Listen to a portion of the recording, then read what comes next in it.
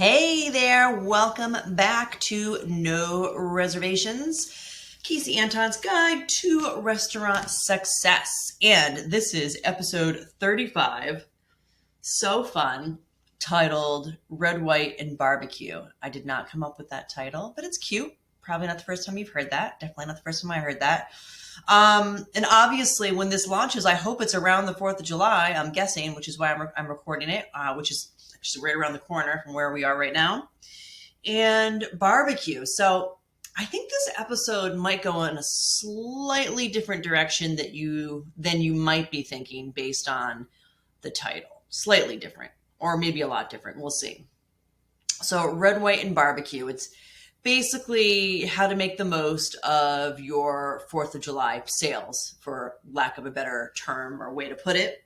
And I feel like I've already kind of covered those points in prior episodes where you kind of, look at who you are and what you do on the 4th of July. I know for a fact there are so many restaurants that's like their day off, or they give their staff the day off if they're not obviously located on the water somewhere, or there's major fireworks or something. It could be a good day off to give your staff as like a, to kind of rejuvenate, especially if they've been busy lately. Okay. So there's that.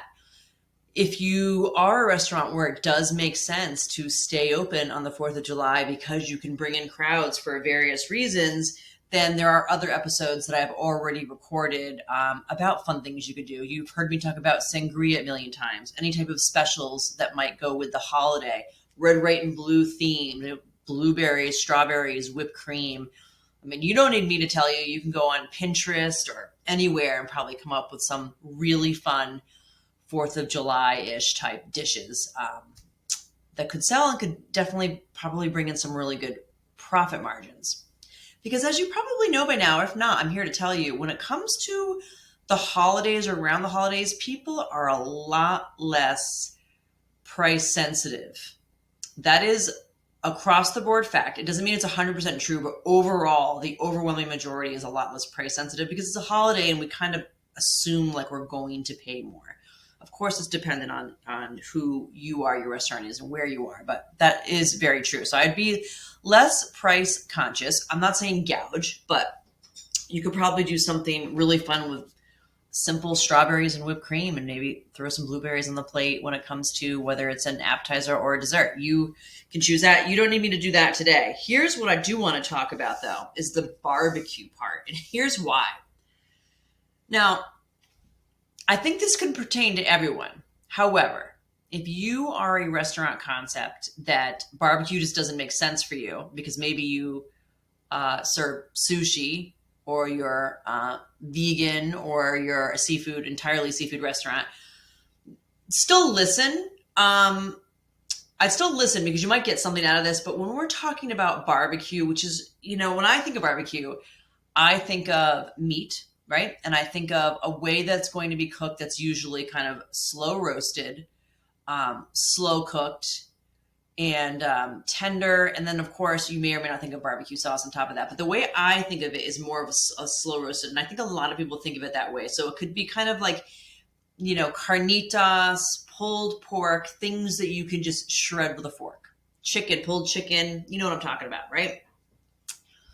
Now, number one, I love when we talk about barbecue when it comes to this, because those meats that I'm talking about generally are the much less expensive meats. So that's number one. It can really help your food costs with doing some type of pork, some type of carnita, some type of lower red meat type beef. If you can just find a great way to marinate, dry rub, whatever it makes sense, and how you're going to cook it so it's just super savory. And you can still charge a good amount. You do need to kind of work on making it look appealing. That I would say. And for the most part, honestly, I mean, if you just can't make it look pretty, I would probably just serve it separately and maybe throw some parsley or like a cilantro garnish on it, because you don't want it is important. I mean, people do eat with their eyes. So it is important to try and make it look as good as possible. So don't neglect that part.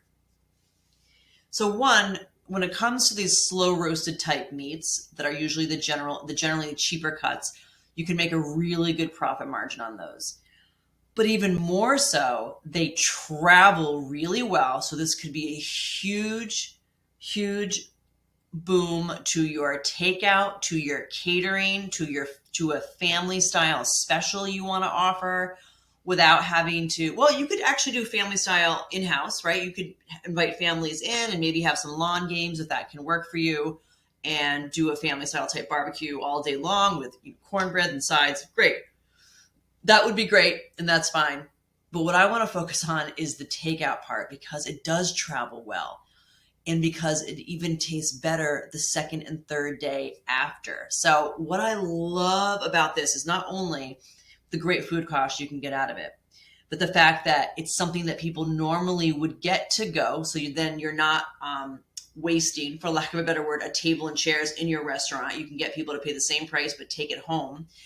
And the fact that it usually tastes better the second day, maybe even the third day, you will continue to be on their mind from the day they pick it up to the next day when they have leftovers, and maybe even the third day if they have the rest of the leftovers. You're going to be on their mind because it's going to taste even better. So it's a love, love, love. It's a win-win-win across the board when it comes to barbecue. Now, one last kind of main thing that I want to talk about, and that's because I have a dear old friend of mine in the restaurant business. He's been in it even longer than I have. Not much longer, but longer. And he's still in it. Owns more than a handful of restaurants, probably over 20 restaurants right now. And a big piece of his portfolio are these barbecue restaurants that he's growing rapidly. And hopefully at some point he plans to sell them off to a larger corporation.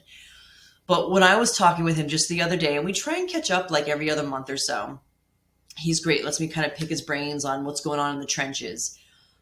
He said by far the barbecue is killing it. And they are a full service sit down restaurant. And that's what they always planned to be. That was the whole concept. And they have a great, great dining room. It's fun to go to. They have a great setup. But he is still continues to be shocked that more people get takeout than come in the restaurant. It's not that they have an empty restaurant. The restaurant is busy. So not only is their restaurant inside busy, but they do just as much, if not more, in takeout. Simply, and he was surprised. So this is a mastermind restaurateur, I'm telling you, and really into the barbecue arena. I think he's been in about 10 years now. He is still shocked about how many people prefer just to get it to go. It's probably just an easy thing to pack up, to bring home, and the families know they're going to have leftovers that are just as great the next day or two. And it's not ending. Every year, the takeout portion of his business goes up and up and up in his barbecue restaurants. So, and he didn't plan for that, is what I'm saying. So if you happen to be any type of concept where it makes sense that you could offer some type of barbecue, and the way I described it, a meat that's kind of slow roasted, that you could pull with a fork, you might want to think about not only bringing it on as maybe a family style or a sharing plate, but on just maybe even just on an exclusive takeout menu, and get people addicted to it. It's a win-win-win, huge money. People love it. So that's kind of, what's out when it comes to barbecue. What are other things like that? Like pizza can also, some people prefer it the next day. Some don't, but some do. And then some people say Chinese food, but honestly, I think Chinese food tastes terrible the next day. That's just me. But some people love Chinese food, pizza. Pasta can also be reheated, but barbecue is right up there. Not everyone thinks of that.